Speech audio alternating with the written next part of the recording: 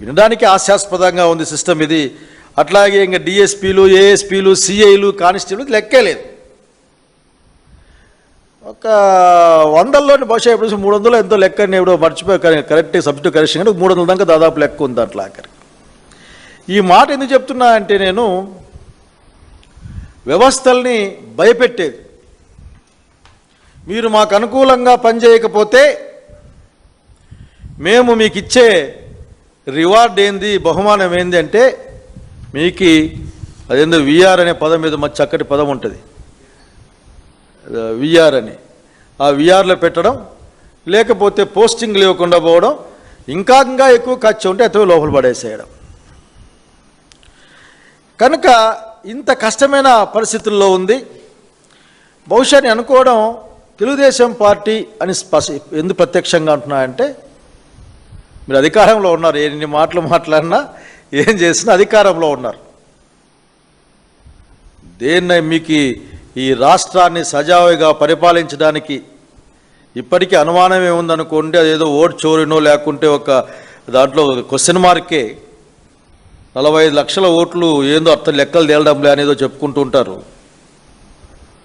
అయినప్పటికీ మీరు అధికార పీఠం ఎక్కారు కాబట్టి సజావుగా ఈ రాష్ట్ర ప్రజల్ని, రాష్ట్రాన్ని చూడమని, ఇవన్నీ కూడా ఆఖరికి మీరు సాగుస్తున్న అనేకమైన ప్రజా వ్యతిరేక విధానాల నుంచి దారి మళ్లించేందుకోసం, చూపు మళ్లించేందుకోసం ఇటువంటి వాటిని మీరు ఎక్కువగా ప్రాపగేట్ చేస్తూ ఉంటారు. నేను చూసే పేపర్లలో 10 టీములు పోతూ ఉన్నాయి.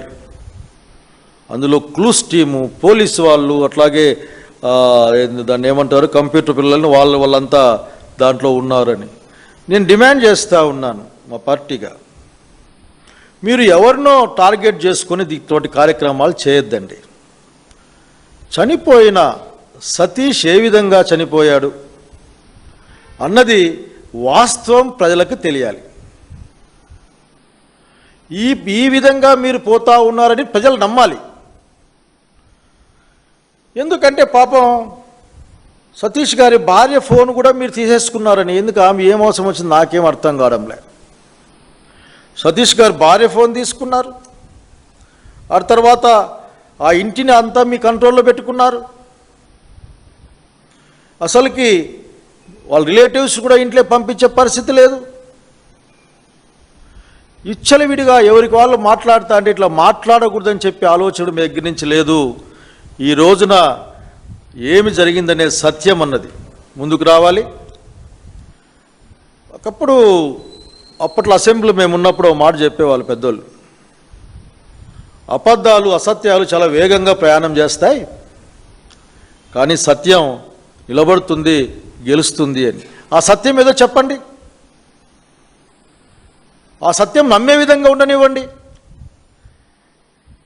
కనుక ఇప్పటికీ వాళ్ళ పాపం పోలీసు వాళ్ళు అక్కడ నేను అడిగాను ఏం చేస్తున్నారే అంటే ఇప్పుడైతే ఎంక్వైరీ చేస్తున్నారు సార్. అక్కడ ఆ కంపార్ట్మెంటు, అబ్బో దాని ఆ 4 సీట్లు ఉన్న ఆ ఏరియా, పైగా పోలీస్ ఆఫీసర్ కదా బలంగానే ఉండి ఉంటాడు.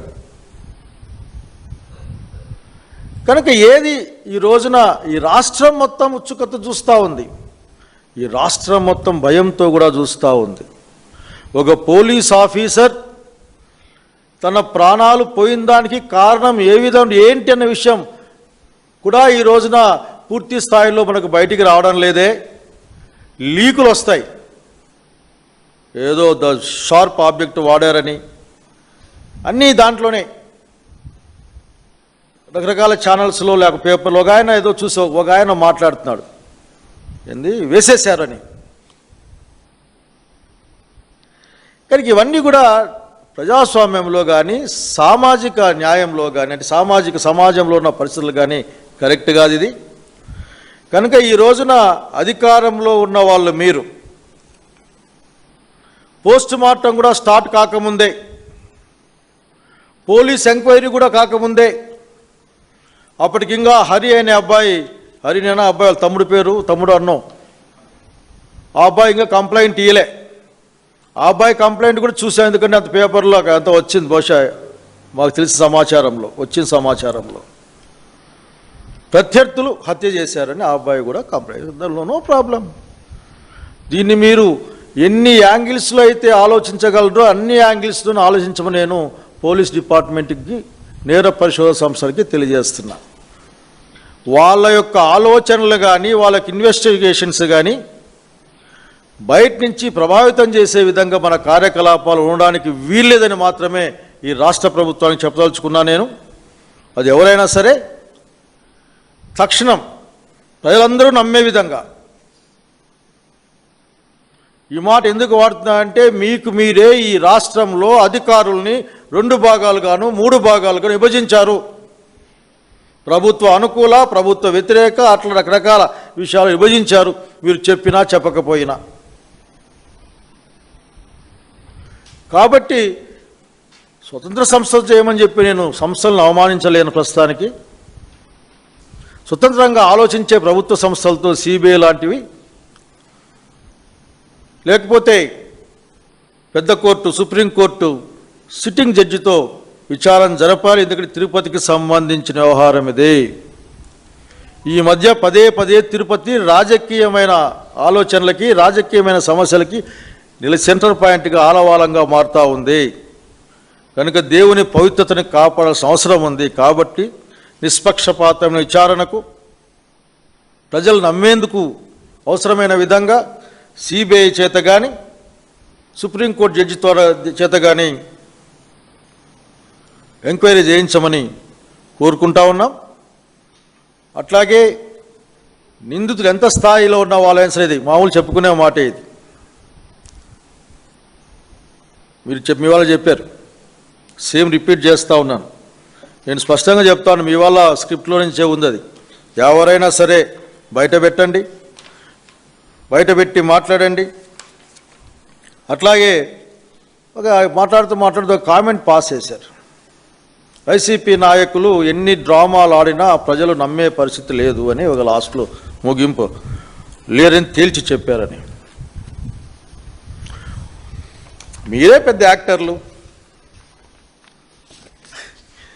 కనుక మీ ఎంత బాగా ఎవరు నటిస్తారు చెప్పండి.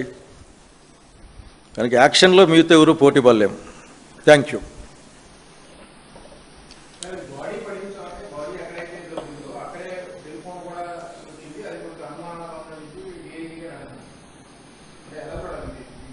ఇంతవరకు డిఐజీ గారు కానీ పోలీస్ డిపార్ట్మెంట్ కానీ అధికారయుతంగా ఏ ప్రకటన చేయలేదు.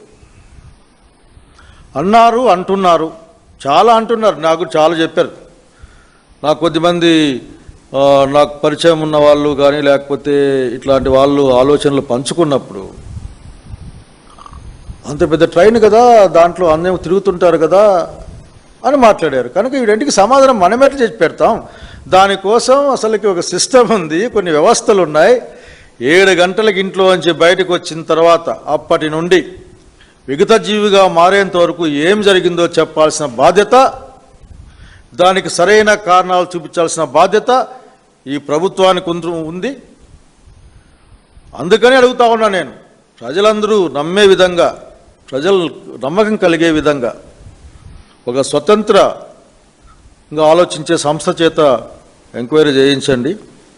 ఇంకా మంచిది సుప్రీంకోర్టు జడ్జి గారితో చేయిస్తే ఇంకా మంచిదని కూడా డిమాండ్ చేస్తా ఉన్నాం. Thank you.